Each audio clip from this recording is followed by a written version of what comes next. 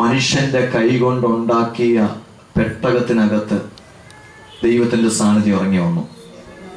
എന്നാൽ പുതിയ നിയമത്തിൽ അവസ്ഥ മാറി. എന്താ സംഭവിച്ചത്? ദൈവം തന്റെ ഹൃദയത്തിനകത്ത് കണ്ട മാതൃക പ്രകാരം മനുഷ്യന്റെ കൈ കൊണ്ടല്ല, തന്റെ കൈ കൊണ്ടുണ്ടാക്കിയ മനുഷ്യരിലേക്ക് ദൈവത്തിന്റെ സാന്നിധ്യം ഇറങ്ങി വന്നു. ഹല്ലേലൂയ. ഇത് കേട്ടപ്പോ എത്രയോട് സന്തോഷമുണ്ട്. ഇന്നലെ വരെ ദൈവം മനുഷ്യന് പ്ലാൻ കൊടുത്ത് മനുഷ്യനെ കൊണ്ടുണ്ടാക്കി.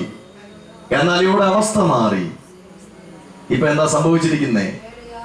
സർവശക്തനായ ദൈവത്തിന്റെ ഹൃദയത്തിനകത്തുണ്ടായിരുന്ന മാതൃക പ്രകാരം, ഇഷ്ടപ്രകാരം തന്റെ കൈകൊണ്ട് തന്നെ ഉണ്ടാക്കിയ മനുഷ്യനിലേക്ക് ദൈവം ഇറങ്ങി വന്നു. ദൈവം ഇറങ്ങി വന്നു. ദൈവം ഇറങ്ങി വന്നു. ഇവിടെ നാം വായിക്കുന്നത് ഇങ്ങനെയാണ്: നിങ്ങളുടെ ശരീരം ദൈവത്തിന്റെ മന്ദിരമെന്നും ദൈവത്തിന്റെ ആത്മാവ് നിങ്ങളിൽ വസിക്കുന്നു എന്നും അറിയുന്നില്ലയോ? രാത്രികാലം എന്നെ കേൾക്കുന്ന സഹോദരങ്ങളെ, ഇന്ന് ദൈവം വസിക്കുന്നത് ഏതെങ്കിലും അമ്പരചുംബിയായ ബിൽഡിങ്ങിനകത്തല്ല, ഏതെങ്കിലും ചില്ലുകൂട്ടിനകത്തല്ല.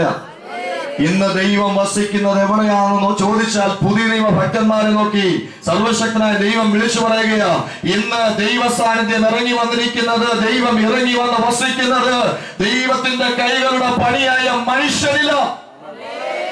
ഓ, ഈ ഒരു വെളിപ്പാട് ഗ്രഹിക്കാൻ ഇന്ന് രാത്രി ഇതിനകത്ത് എത്ര പേര് തയ്യാറാകും? നിങ്ങളിൽ ദൈവം വസിക്കുന്നു എന്ന് പറയുമ്പോൾ അത് കാണാൻ, അത് അറിയാൻ, അത് അനുഭവിക്കാൻ ഇന്ന് രാത്രിക്കാലം എത്ര പേർ തയ്യാറാകും? ഹല്ലേലൂയ, ഹല്ലേലൂയ, ഹല്ലേലൂയ പറയുമ്പോഴും അതിന്റെ ആഴമറിയാൻ പറ്റുന്നില്ല. പക്ഷെ ഞാൻ വിശ്വസിക്കുന്നു ഇന്ന് രാത്രി ഈ മീറ്റിംഗ് അവസാനിക്കുന്നതിന് മുമ്പ് ചില മൺകൂടാരത്തിനകത്ത് ദൈവത്തിന്റെ സാന്നിധ്യം ഇറങ്ങും.